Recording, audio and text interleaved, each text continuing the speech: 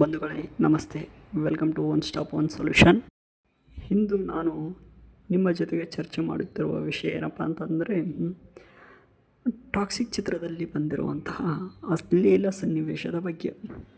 Okay, ಅದು ಸನ್ನಿವೇಶದ ಪ್ರಕಾರ ತಪ್ಪು ಅಂತ ಹೇಳಬಹುದು, ಆದರೆ ಒಬ್ಬ ಶಾಸಕನಾಗಿ ರೇಪ್ ಬಗ್ಗೆ ನಿಮ್ಮ ಅನಿಸಿಕೆ ಏನು ಅಂತ ಹೇಳಿದಾಗ ಕಿಂಚಿತ್ತೂ ಕರುಣೆ ಇಲ್ಲದೆ, ಯಾವುದೇ ನೋವಿನ ಯಾತನೆ ಇಲ್ಲದೆ, ಜಸ್ಟ್ ಎಂಜಾಯ್ ಇಟ್ ಅಂತ ಹೇಳುವಂಥ ಉದ್ದಟತನದ ಶಾಸಕನ ಮುಂದೆ ಈ ಚಿತ್ರೀಕರಣ ದೊಡ್ಡದಲ್ಲ ಎಂಬುದು ನಮ್ಮ ಅನಿಸಿಕೆ. ಇಂಥ ರಾಜಕಾರಣಿಗಳಿಂದ ಅಥವಾ ಇಂತಹ ನಾಯಕರಿಂದ ನಮ್ಮ ದೇಶ, ನಮ್ಮ ರಾಜ್ಯ ಇನ್ನೂ ಹಾಳಾಗಿ ಹೋಗ್ತಾ ಇದೆ ಎಂಬುದು ನಮ್ಮ ಅನಿಸಿಕೆ. ಇದಕ್ಕೆ ನೀವೇನು ಹೇಳ್ತೀರಾ? ಕಮೆಂಟ್ ಮಾಡಿ.